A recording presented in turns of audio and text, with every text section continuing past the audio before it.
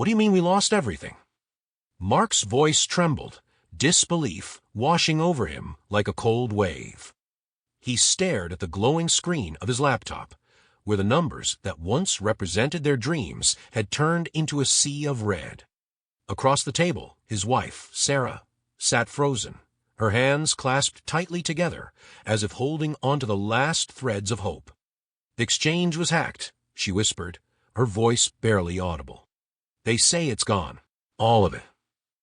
The couple had invested their life savings in cryptocurrency, lured by the promise of financial freedom and a brighter future for their 2 children. Now, that future felt like it was slipping through their fingers.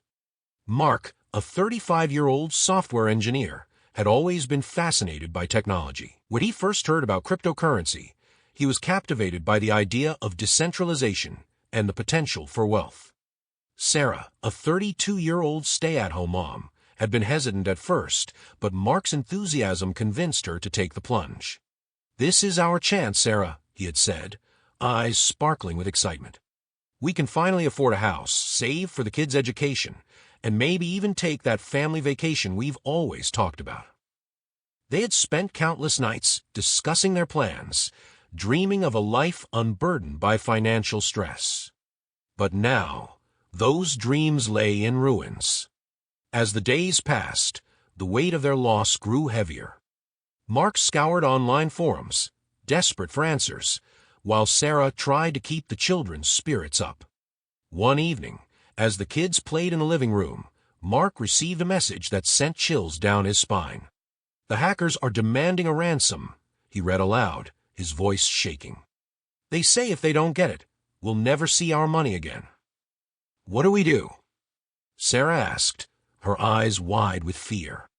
I don't know," Mark admitted, feeling the walls closing around him. They had gambled everything on a dream, and now that dream felt more like a nightmare. One night, after the children had gone to bed, Mark and Sarah faced each other in the dim light of their kitchen. "We can't keep pretending everything is fine," Sarah said, her voice breaking. "What about the kids? They deserve better than this." I know. Mark snapped, frustration bubbling over. "But I can't just give up. I need to find a way to make this right." Tension crackled in the air as they confronted the reality of their situation.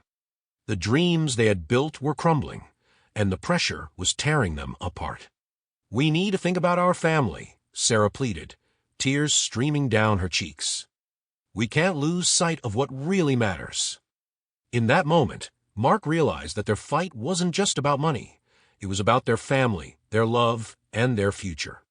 After a sleepless night, Mark awoke with a newfound determination. "We need to talk to a financial advisor," he suggested at breakfast, his voice steadier now. Sarah looked up, her eyes reflecting a flicker of hope. Together, they sought guidance, learning about safer investments and budgeting strategies. They began to rebuild their lives, focusing on what truly mattered, their family and their resilience. Months later, as they sat together on the porch watching their children play in the yard, Mark turned to Sarah.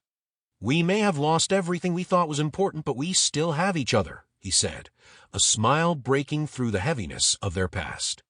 Sarah nodded, warmth filling her heart. "And we'll keep building one step at a time." Their journey through the turbulent world of cryptocurrency had tested their limits, but it also forged a deeper bond. They realized that true wealth wasn't measured in dollars, but in the love and support they had for each other. In a world where fortunes could vanish overnight, they found solace in their resilience, ready to face whatever came next together.